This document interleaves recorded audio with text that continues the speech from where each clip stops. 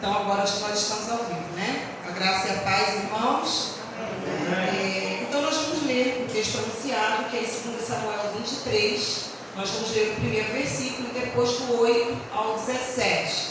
Talvez os irmãos percebam alguma diferença na leitura, mas a minha tradução é a linguagem de hoje. Então vai ter uma diferençazinha, mas nada que fuja, né, ao original. Diz assim: as últimas palavras de Davi. São estas as últimas palavras de Davi, filho de Jessé. Davi foi o homem que Deus tornou importante, que o Deus de Jacó escolheu para ser rei e que compôs as belas canções de Israel. Agora nós vamos lá para o versículo 8 e vamos ler até o versículo 17. Obrigada, Flávia.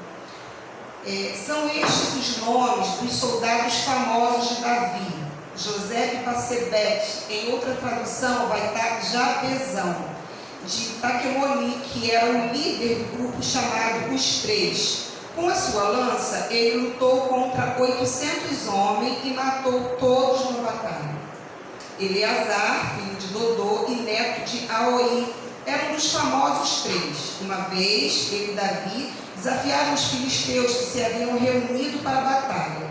Os israelitas se retiraram, mas Eleazar ficou e lutou contra os filisteus, até que teve uma cãibra tão forte na mão que não podia largar a espada. O Senhor Deus conseguiu uma grande vitória naquele dia. Depois que a batalha terminou, os israelitas voltaram até o lugar onde Eleazar estava para tirar a armadura dos mortos. Em seguida, vinha Sama, filho de Agê, o Araíta. Os filisteus se juntaram em Leí, onde havia uma plantação de ervilhas. Os israelitas fugiram dos filisteus. Porém, Sama ficou na plantação, defendeu e matou os filisteus. Nesse dia, o Senhor concedeu uma grande vitória.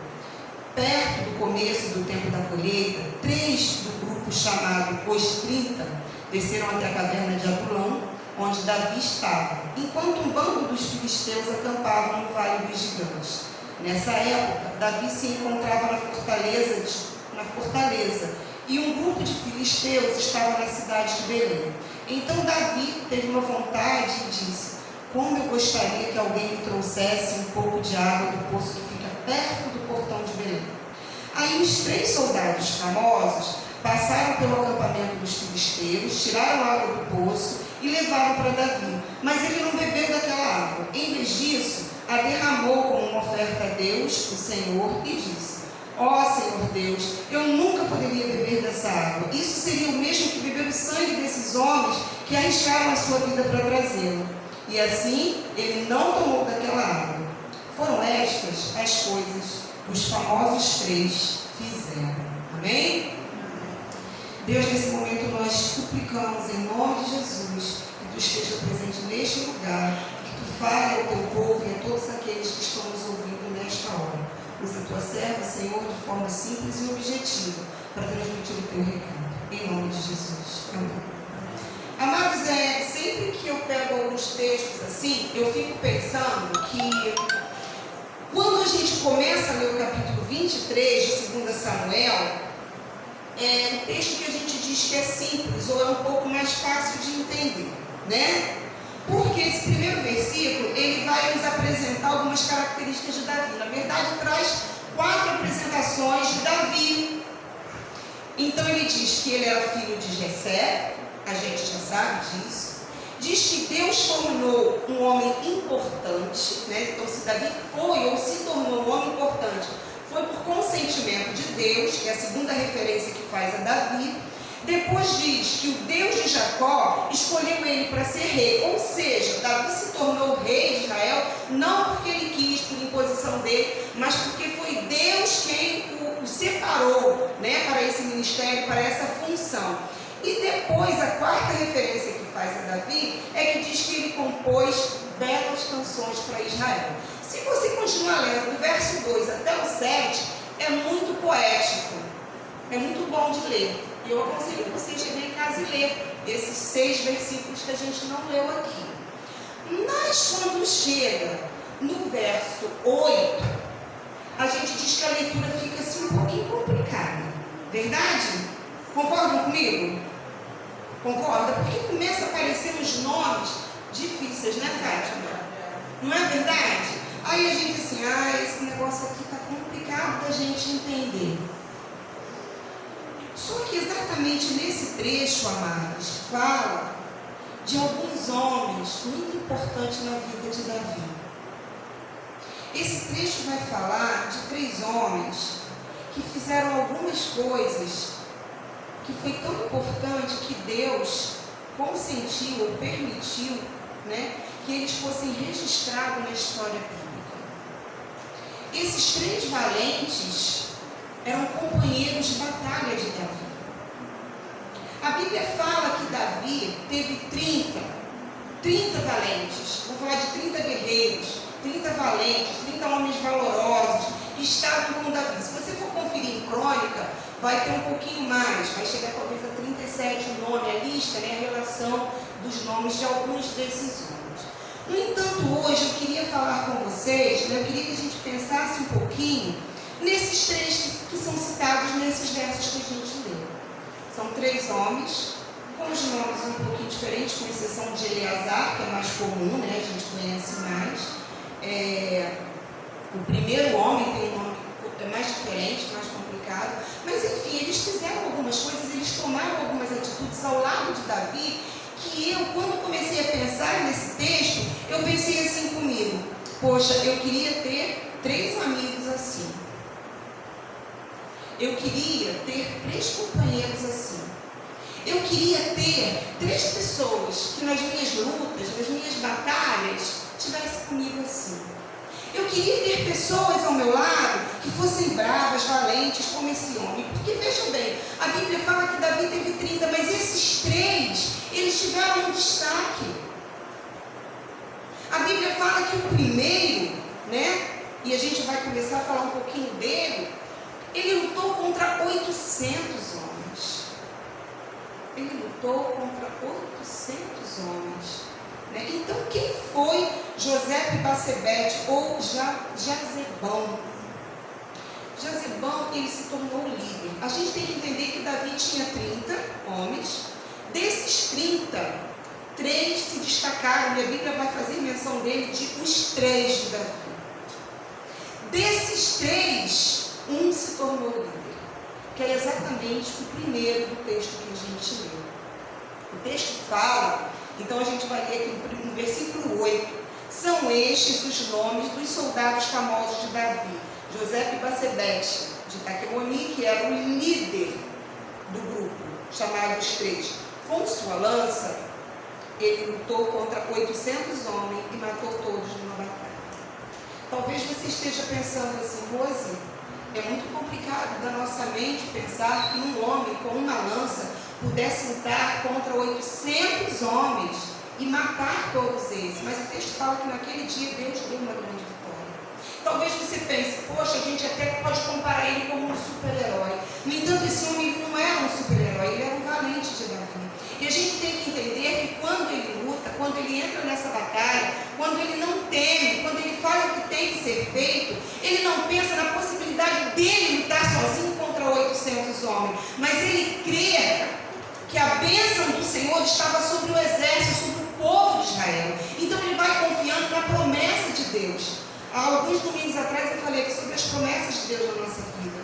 Então este homem, ele vai à luta, ele enfrenta aquela batalha, ele está ao lado de Davi, não porque ele se sente um super-herói, mas porque ele confia que Deus está com ele, que o Deus de Jacó, o Deus de Israel, a bênção está sobre aquele povo, está sobre aquele exército. Ele não faz o que, se ele fosse calcular, seria o certo. Se ele calculasse 1 contra 800, ele ia dizer, eu não tenho chance nenhuma, então é melhor que não se faça. Mas ele faz aquilo que é certo. Ele não é um homem calculista ou pragmático, ele é aquele homem que faz o que tem que ser feito. Então, quando eu disse, eu gostaria de ter alguém ao meu lado que não fosse pragmático, mas que fizesse aquilo que é correto. Amados, na nossa vida, nós precisamos ter ao nosso lado aquelas pessoas que não calculam o que vão fazer, mas que fazem o que é certo. Fazem aquilo que Deus manda. Confiam na promessa do Senhor. Confiam que a mão do Senhor está sobre ele e faz o que tem que ser feito. Enquanto eu digo que eu gostaria de ter, eu penso que você também, e você que está me ouvindo em casa, também deve pensar, eu também estou numa luta. Eu também tenho 800. Talvez você diga, eu acho que eu tenho mais de 800 à minha frente. Mas eu gostaria de ter valentes ao meu lado. Eu gostaria de ter um homem, uma mulher, uma pessoa como esse ao meu lado. Que não olhasse a possibilidade. Porque se a gente for olhar a possibilidade de uma luta, se a gente for olhar a possibilidade de ganhar alguma coisa, de fazer alguma coisa, se a gente for calcular o que tem que ser feito, a gente não faz. A gente retrocede. No entanto, esse homem, ele não pensou nisso, ele não calculou nada. Ele fez o que tinha que ser feito. Então, eu e você, nós precisamos, em nome do Senhor Jesus, fazer o certo. Fazer o que tem que ser feito. Não o que a estatística diz que a gente tem que fazer. Não o que a possibilidade da nossa mente, do nosso raciocínio humano diz que tem que ser feito. Calcular e dizer, eu vou fazer isso porque dessa forma eu vou conseguir. Dessa forma eu vou alcançar. Dessa forma, talvez eu saia vivo. Dessa forma, talvez eu não saia ferido. Dessa forma, talvez eu consiga ajudar. Não, eu vou fazer dessa forma porque é dessa forma que tem que ser feito. Eu vou fazer dessa forma porque é dessa forma que Deus quer que eu faça. É dessa forma que a minha ética manda que eu faça. Então, no nosso trabalho, na nossa vida social, no nosso dia a dia, na escola, a gente não tem que fazer o que acha que vai dar certo, o que acha que a gente vai ganhar alguma coisa. A gente tem que fazer aquilo que Deus aprova, aquilo que Deus ordena, aquilo que Deus manda que façamos, aquilo que diante da sociedade é ético, aquilo que diante de Deus é correto, aquilo que Deus quer que a gente faça. A gente tem que ter, assim como este homem, companheiros ao nosso lado que façam o que é certo, não o que está dentro do meio estatístico. Amém? O segundo homem que estava ao lado de Davi se chama Eleazar. E o texto diz: Eleazar, filho de Dodô e neto de Aui, era um dos famosos três. Uma vez ele e Davi desafiaram os filisteus que se haviam reunido para a batalha. Os israelitas se retiraram. Presta atenção nisso, gente. Os israelitas se retiraram, mas Eleazar ficou e lutou contra os filisteus, até que ele teve uma cãibra tão forte na mão que não podia largar a espada. O Senhor Deus conseguiu uma grande vitória nesse dia. Depois que a batalha terminou, os israelitas voltaram para aquele lugar onde Eleazar estava para tirar a armadura dos mortos. Eu fico pensando que a gente ter alguém ao nosso lado, assim como Eleazar estava ali, veja que ele estava preparado com o exército, né, para enfrentar os filisteus. Eles estavam em guerra, e em determinado momento o exército recua, o exército retrocede diante dos filisteus. O texto fala que quando os filisteus começaram a se preparar para a guerra, os seus companheiros deram para trás. Mas ele não foi. Ele permaneceu. E o texto diz que ele agora, um outro soldado, a gente entende que ele tinha, digamos assim, mais habilidade com a espada, diferente do outro que lutava com uma lança. Eleazar usava a espada. Diz que ele usava a espada e usou por tanto tempo. Nessa versão vai dizer que ele teve uma cãibra, em outra versão vai dizer que a mão estava ferida, né? E alguns estudiosos vão dizer que a mão dele se feriu e provavelmente o sangue ficou derramando e talvez coagulado, e por isso prendeu a espada na mão dele de forma que ele não conseguia largar a espada. A espada ficou agarrada em sua mão e ele lutou sozinho. Mais um que também não olha a situação. e não retrocede porque os outros retrocedem. Então, quando eu disse que eu gostaria de ter 3 ao meu lado como esse, eu fico pensando em Eleazar. Ele está numa batalha, ele está numa luta, ele está numa guerra espiritual, eu estar lutando contra alguma coisa, e eu ter um monte de gente ao meu redor, mas de repente eu olhar e as pessoas me abandonarem, retrocederem. Mas um ficou. Eleazar ficou.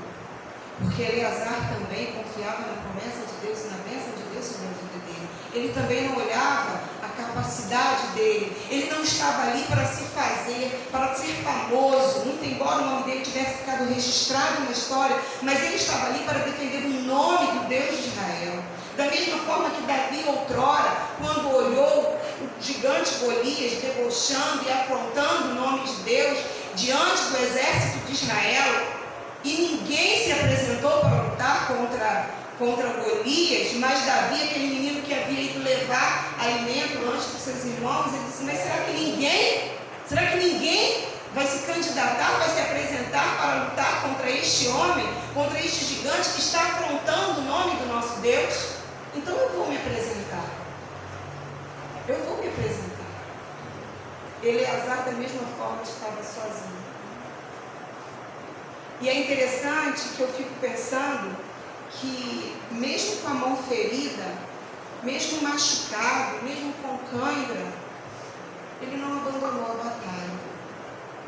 Eu quero ter companheiros ao meu lado que mesmo feridos, mesmo quando estão sangrando, mesmo quando a carne é cortada, não me abandonam. Eu acho que eu não sou a única. Eu acho que cada um que está aqui também quer companheiros assim.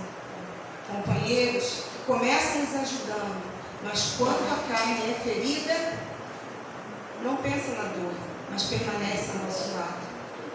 Permanece lutando.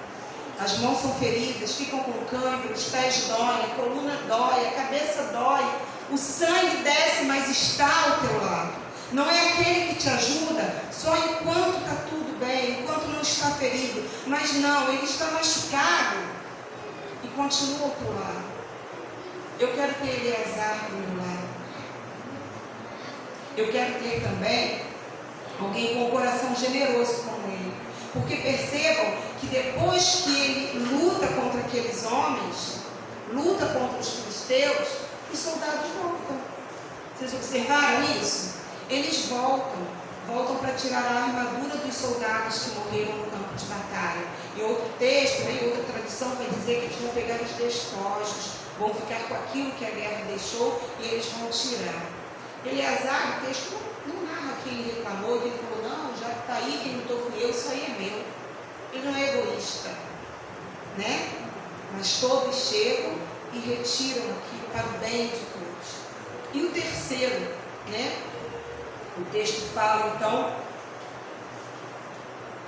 no versículo 11, em seguida vinha Sama, filho de Agé, o Ararita. Os filisteus se juntaram em Leí, onde havia uma plantação de ervilhas. Os israelitas fugiram dos filisteus, porém ele ficou na plantação e defendeu e matou os filisteus. Agora ele está defendendo, esse terceiro valente, ele está defendendo o alimento.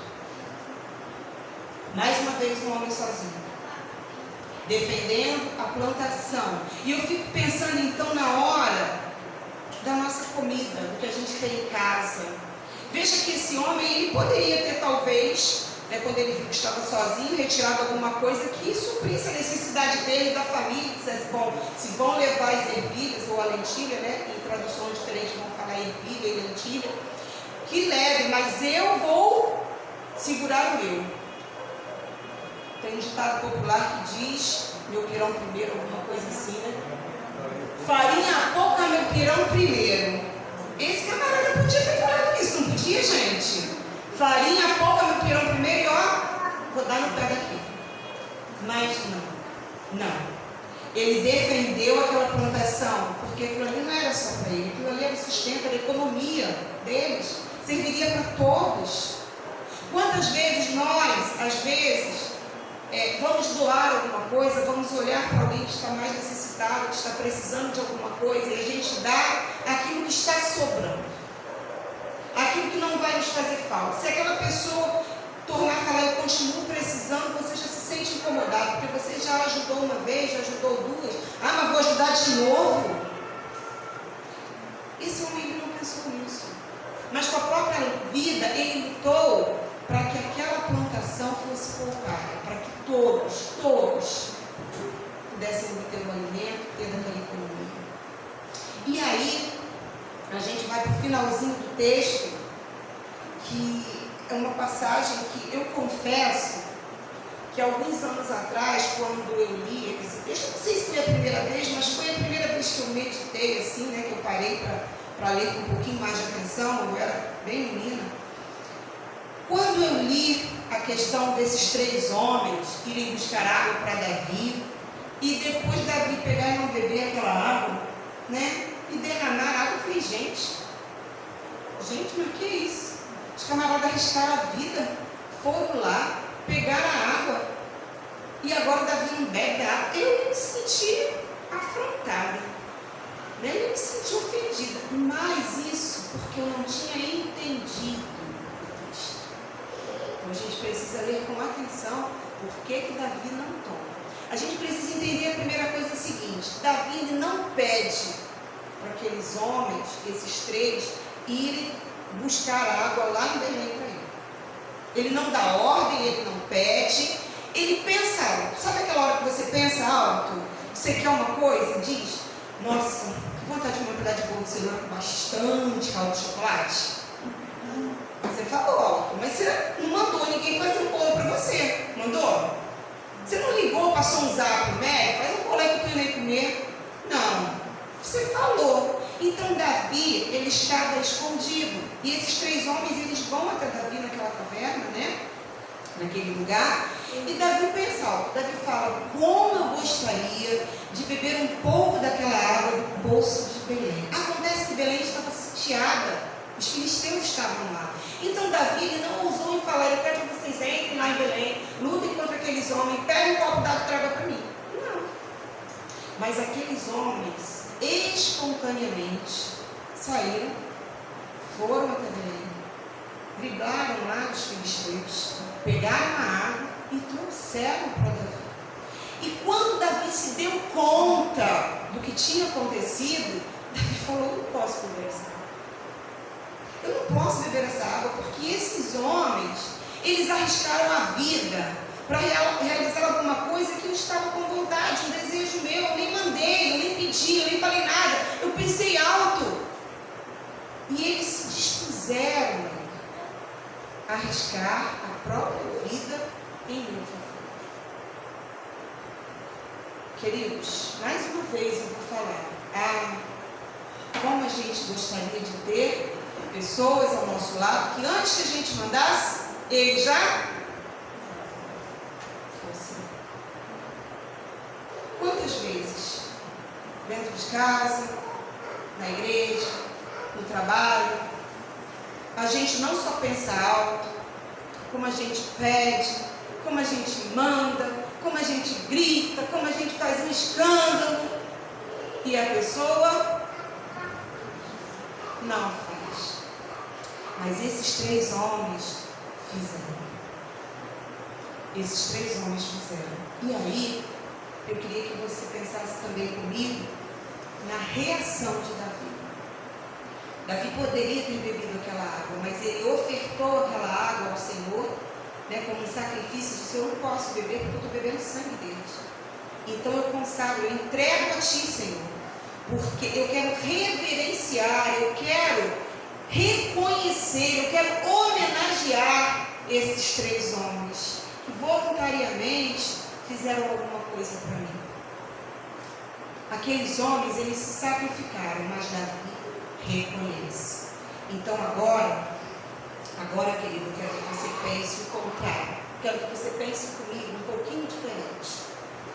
Até aqui, eu vim trazendo você e pensando, falando com você, como eu gostaria de ter alguém ao meu lado.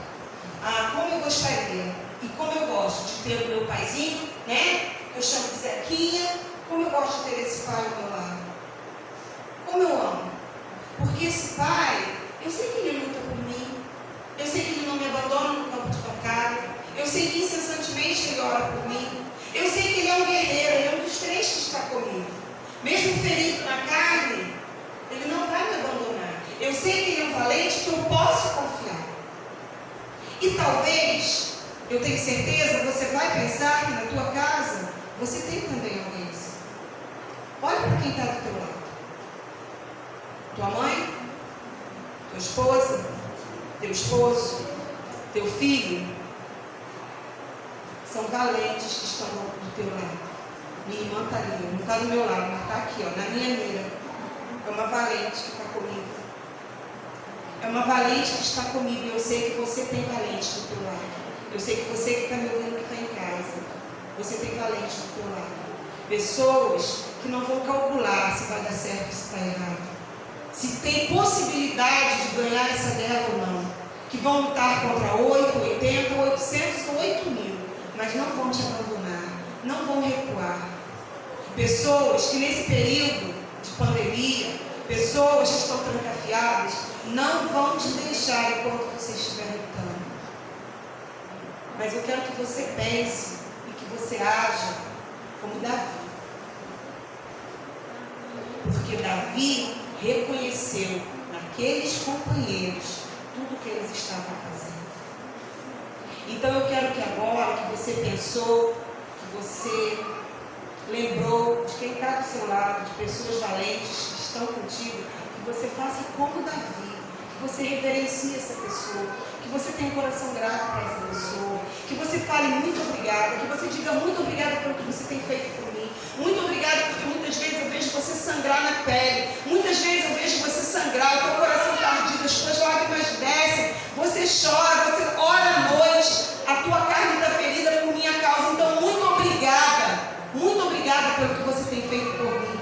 Muito obrigada porque nesse tempo de pandemia, nesse tempo de medo, nesse tempo que a gente está assustado, você está ao meu lado o tempo todo. Você é um valente, você é um dos 3 que está comigo, que eu posso contar. Então eu quero oferecer a minha vida a ti. Eu quero te reconhecer, eu quero que Deus esteja abençoando a tua vida. Eu quero homenagear você. Não tenha vergonha de homenagear essa pessoa, de dizer eu te amo, de dizer muito obrigado, de colocar em redes sociais e dizer você é um valente na minha vida. Você é um valente na minha vida. Reconheça quem está do seu lado, tudo que tem feito por você. E para finalizar, o texto diz que foram essas coisas que os 3 famosos fizeram. Em outra versão, na versão da mensagem, vai dizer o seguinte: era esse tipo de coisa que esses 3 faziam. Agora, querida, meu jovem, você que entendeu a mensagem, o recado de Deus essa noite, e que você disse, poxa, eu tenho alguém do meu lado assim. Eu ainda não reconheci, ou eu preciso reconhecer mais. Eu vou ser mais grato. Agora eu quero que você pense em você. Eu quero pensar em mim. Como eu tenho sido, como eu tenho me posicionado ao lado do meu Pai. Eu posso contar com Ele. Mas será que eu estou sendo uma valente para Ele? Será que eu estou sendo uma valente para minha irmã? Será que você que pensou no seu marido, na sua esposa, no seu filho, na sua filha, no seu pai, na sua mãe, no seu irmão, na sua nora, ela é uma valente para mim, aquele meu amigo é um valente, esse irmão da igreja, essa irmã da igreja é um valente. Mas e você? E você? Você tem sangrado? Não recuado na batalha? Você está ao lado? Quando as pessoas te ligam, te procuram pedindo ajuda, como você tem agido? Como você tem suportado? Até que ponto você está indo? Até que ponto você está dizendo eu estou disposto? Você tem calculado as suas possibilidades? Ou você está fazendo aquilo que tem que ser feito? eu não vou fazer porque dessa forma eu não vou conseguir. Ou você está dizendo, eu vou fazer. Eu não sei se eu vou conseguir, mas eu vou fazer porque tem que ser feito. Então eu quero que você saia esta noite daqui. Você que está me ouvindo em casa, eu quero que você pense dessa forma. Não naqueles que estão ao teu lado. Não mais naqueles que são valentes para você, porque você reconheceu que tem valente na tua vida. Mas pense em você. Pense em você. Quem você tem sido? Para o teu pai, para a tua mãe, para o teu esposo, para a tua esposa, para o teu irmão, para a tua irmã, para o teu sogro, para a tua sogra, para o teu tio, para aquele que está numa batalha, para aquele que está numa luta, para aquele que está precisando de valência ao lado dele. Você recuou? Você parou de lutar? Você deixou alguém sozinho? Sangrou, doeu e você saiu fora? São muitos e você não consegue? A bênção do Senhor está sobre a sua vida. A bênção do Senhor está sobre Israel, está sobre o povo de Deus. Então, em nome de Jesus, não olhe a perspectiva, não calcule a possibilidade, faça o que tem que ser feito. Se ferir na pele, se sangrar, se doer, não abandone teu companheiro. Lute com ele até o fim, porque ele precisa de valentes ao teu lado. Se alguém te pede socorro, 1, 2, 3, 4, 5 vezes, esteja com ele. Lute pelo alimento, socorre, sem olhar as possibilidades, porque o Deus de Israel é justo, é fiel e está sobre nós. Amém? Que Deus, então, assim, nos abençoe. Eu quero convidar o pastor José Rosa, neste momento, para fazer a oração final e depois impetrar a casa.